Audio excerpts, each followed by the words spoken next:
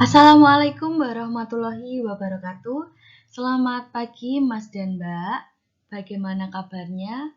Semoga selalu baik-baik saja dan semoga selalu dalam lindungannya. Amin. Nah, hari ini Bu Dini akan menjelaskan bagaimana cara menghitung siklus menstruasi dan masa subur. Masih ada kaitannya dengan sistem reproduksi. Nah, diharapkan setelah mempelajari topik ini, Mbak-mbak bisa memprediksi siklus menstruasi bulan berikutnya dan masa subur kalian masing-masing. Bu Dini lanjut aja. Yang pertama, apa sih yang kalian ketahui tentang menstruasi? Oke. Menstruasi merupakan proses keluarnya darah atau pendarahan secara teratur atau periodik dan siklik. Darah ini keluar dari uterus yang diikuti dengan pelepasan dari endometrium. Proses menstruasi terjadi bila ovum tidak dibuahi oleh sperma.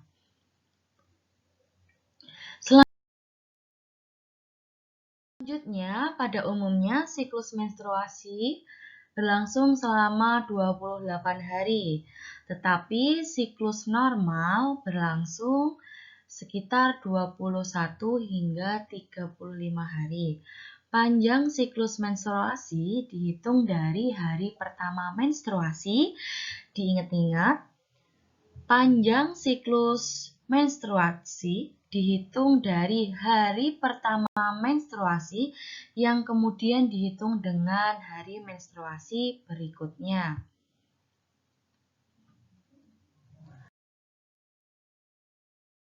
Nah, di sini lama keluarnya darah menstruasi bervariasi. Ada yang 3 hari hingga 10 hari. Tetapi rata-rata wanita mengalami menstruasi selama 5 hingga 7 hari dan ada pula wanita yang mengalami menstruasi selama 4 hari hingga 6 hari.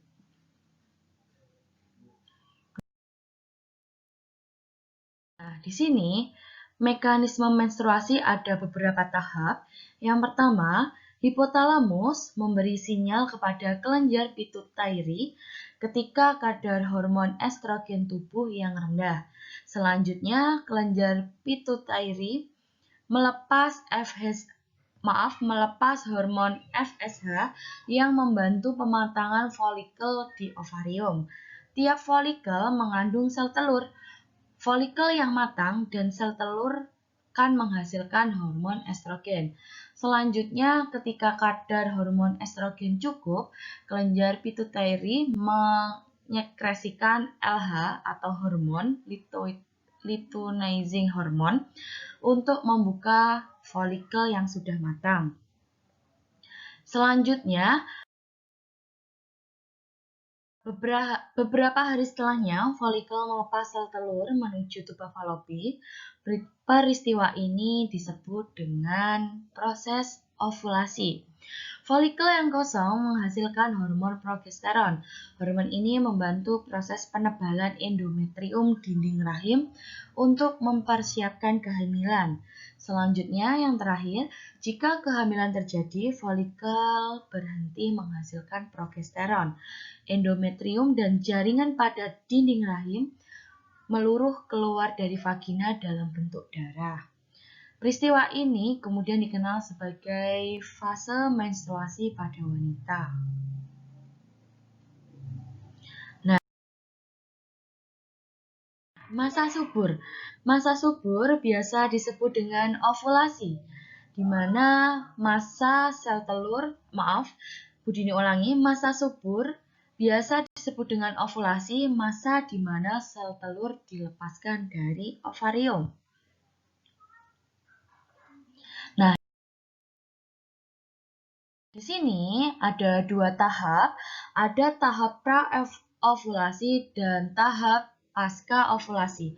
Tahap pra-ovulasi dimulai dari hari pertama haid sampai saat ovulasi. Tahap pasca ovulasi berlangsung ketika ovulasi atau pada saat ovulasi sampai haid berikutnya. Nah,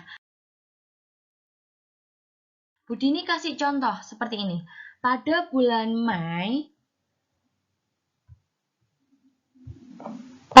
Mei, hari pertama menstruasi Nyonya Elizabeth jatuh pada tanggal 15. Jika diketahui siklus menstruasi Nyonya Elizabeth adalah 30 hari, tentukan prediksi menstruasi bulan berikutnya. Nah, Bu Dini sudah menyajikan dua kalender, yang pertama bulan Mei dan bulan Juni. Pada bulan Mei, Nyonya Elizabeth mengalami menstruasi pada tanggal 15 hari. Jika siklus menstruasi Nyonya Elizabeth 30 hari, maka tentukan prediksi menstruasi bulan berikutnya. Nah, dari sini Mas dan Mbak langsung bisa menghitung. Jadi, siklus menstruasi itu dimulai dari hari pertama kalian mengalami menstruasi. Jadi, tanggal 15, mari kita hitung 1, 2, 3, 4, 5, 6, 7, 8, 9, 10, 11, 12, 13, 14, 15, 16, 17, 18, 19, 20, 21, 22, 23, 24, 25, 26, 27, 28, 29, dan terakhir 30. Nah, prediksi menstruasi bulan berikutnya Nyonya Elizabeth akan berlangsung tanggal 13 Juni. Dari sini apakah ada pertanyaan? Jika masih belum jelas, boleh kontak Bu Dini atau komen di bawah ini. Di sini siklus menstruasi pada umumnya atau normalnya terjadi setiap 21 hingga 35 hari. Lama hari haid berkisar antara 3 hingga 7 hari dan jumlah darah haid normal yang keluar berkisar 30 hingga 40 ml. Latihan soal 1. Diketahui Ana memiliki siklus menstruasi sepanjang 28 hari. Jika diketahui pada bulan Januari hari pertama menstruasi jatuh pada tanggal 24, perkiraan Ana mengalami menstruasi bulan berikutnya atau bulan Februari jatuh pada tanggal. Nah, tadi di slide sebelumnya Bu Dini sudah kasih soal, contoh latihan soal. Sekarang Mas dan Mbak bisa mengaplikasikan soal ini. Oke, Bu Dini lanjutkan.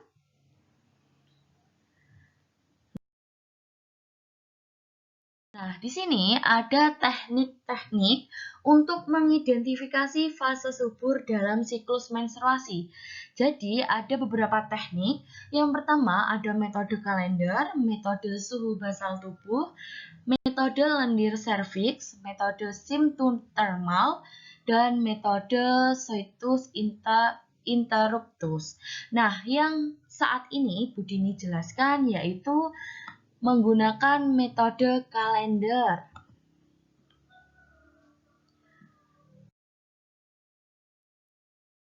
Nah, langsung saja metode kalender. Ovulasi atau masa subur terjadi 12 atau 16 hari sebelum menstruasi berikutnya. Siklus masa subur pada wanita tidaklah sama. Untuk itu pengamatannya minimal menggunakan 6 periode siklus menstruasi.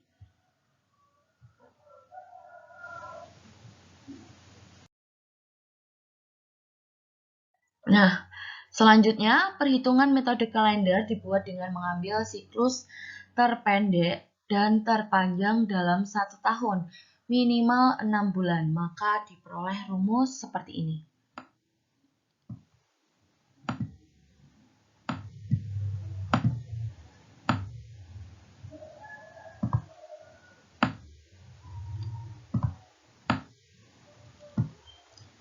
Jadi, masa subur ada rumusnya.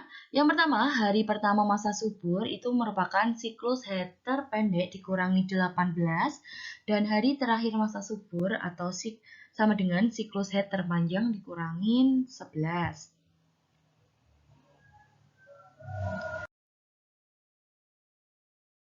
Nah, kita langsung pengaplikasian soal aja. Yang pertama, untuk mbak-mbak yang memiliki siklus tiap bulannya 28 hari, bisa menghitung masa subur dengan langkah-langkah berikut ini. Jadi ini hanya untuk mbak-mbak yang tiap bulannya itu siklus menstruasinya sepanjang 28 hari. Yang pertama, catat siklus haid. Kedua, menghitung prediksi menstruasi bulan berikutnya. Kemudian, menghitung masa subur atau ovulasi dengan menentukan hari ovulasi. Hari ovulasi akan berlangsung hari ke-12 hingga hari ke-16 dihitung dari hari pertama menstruasi bulan berikutnya. Nah, Oke, langsung saja ke pengaplikasian soal. Jika diketahui bulan Januari menstruasi Nyonya Risa jatuh pada tanggal 13 hingga 18, jika diketahui siklus menstruasi Nyonya Risa sepanjang 28 hari, tentukan siklus menstruasi berikutnya dan masa subur bulan Januari. Jadi yang perlu Mas Mbak lakukan yang pertama yaitu memprediksi menstruasi berikutnya. Nah, di sini Nyonya Risa kan mengalami menstruasi pada tanggal 13. Yang ditanya yaitu siklus menstruasi berikutnya jika siklusnya 28 hari. Jadi Mas dan Mbak langsung hitung aja. 1, 2, 3, 4, 5, 6, 7, 8, 9, 10, 11, 12, 13, 14, 15, 16, 17, 18, 19, 20, 21, 22, 23, 24, 25, 26, 27, dan 28. Nah, tanggal 9 Februari, Nyonya Risa akan mengalami menstruasi berikutnya. Selanjutnya yaitu menghitung masa subur. Nah, di sini masa subur akan berlangsung pada hari ke-12 hingga hari ke-16 dihitung sejak hari pertama haid. Jadi Mas dan Mbak hitung lagi. Jadi masa suburnya Nyonya Risa akan jatuh pada tanggal 1, 2, 3, 4, 5, 6, 7, 8, 9, 10, 11, 12. Nah, di sini Nyonya Risa mengalami hari pertama subur.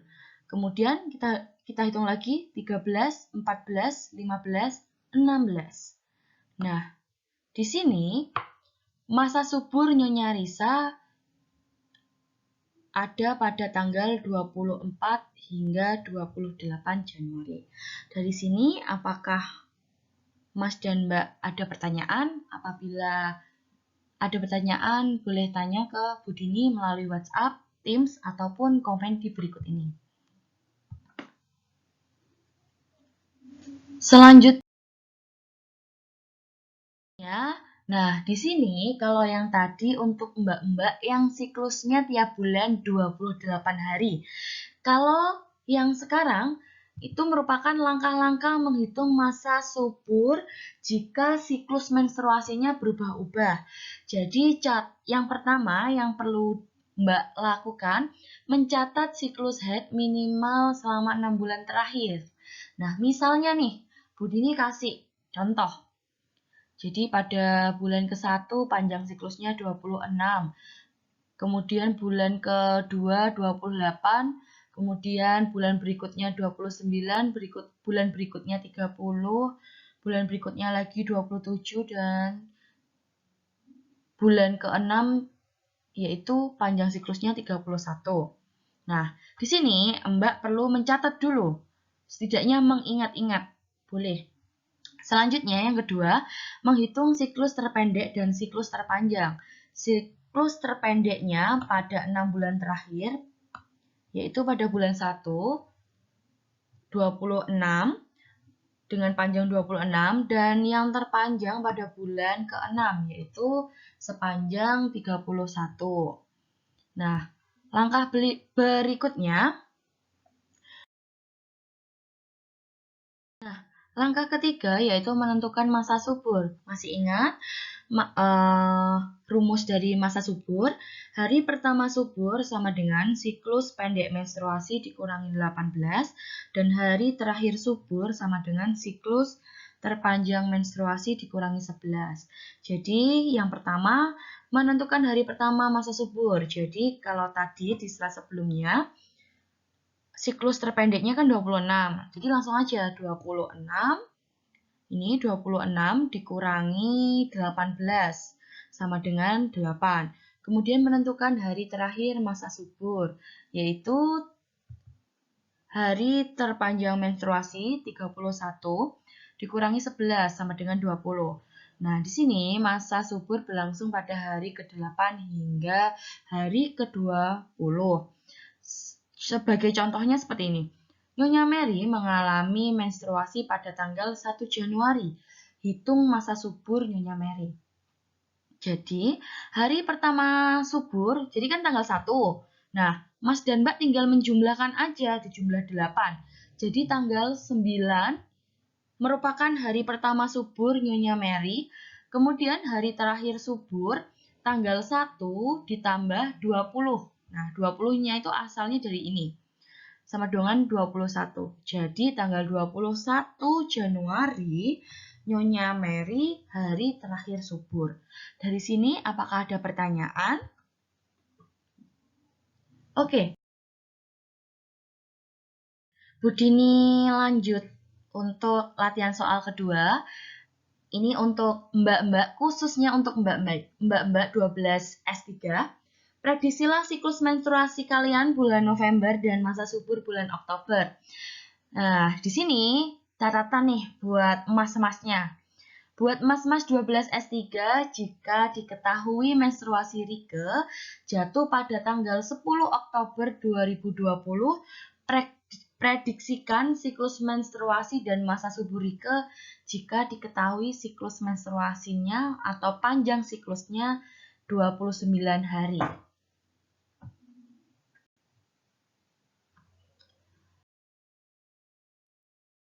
Oke, tugas nantinya akan dikirim di tim, jadi Mas dan Mbak bisa mengerjakan di buku dulu, kemudian di-scan ataupun di-foto, kemudian di-upload di Teams.